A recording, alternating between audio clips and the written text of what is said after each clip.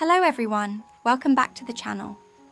Today we're diving into a fascinating restoration journey where a determined young woman brings an old flood-damaged car back to life. The story begins with a challenging rescue. The vehicle was stuck in a stream, partially submerged and caked in mud. To recover it, she needed assistance from a powerful tractor to tow it out of the water. With great precision, she guides the operator, secures the chains, and watches as the old car is slowly lifted and dragged onto dry land. Back home, the real work begins. First, she begins by rinsing off the thick layers of dirt and debris using a high-pressure water hose. The water reveals the car's faded paint, rusted panels, and cracked windows.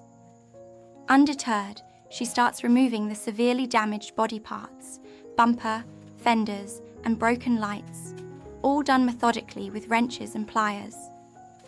Her movements are calm, experienced, and focused on not damaging salvageable components. She then lifts the hood and assesses the engine compartment. It's soaked, muddy, and clearly inoperable. She removes the air filter, checks the spark plugs, and takes out the battery for replacement.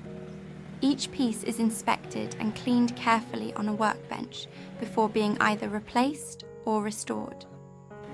Next, she gets under the car to inspect the chassis. The undercarriage is full of silt and surface rust. She scrubs the frame with a steel brush, then applies anti-rust treatment.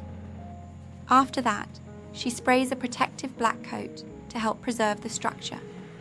Moving on to the wheels, she removes all 4 tires, cleans the rims, and replaces 2 completely flat ones with used but functional spares. The brake system also gets attention. She bleeds the brakes, changes pads, and ensures all components move freely. Inside the car, she strips out the soaked seats and carpets. Using fans and sunlight, she dries out the interior, then carefully installs new upholstery. The dashboard is wiped clean, the electrical connections are checked, and a fresh battery is installed.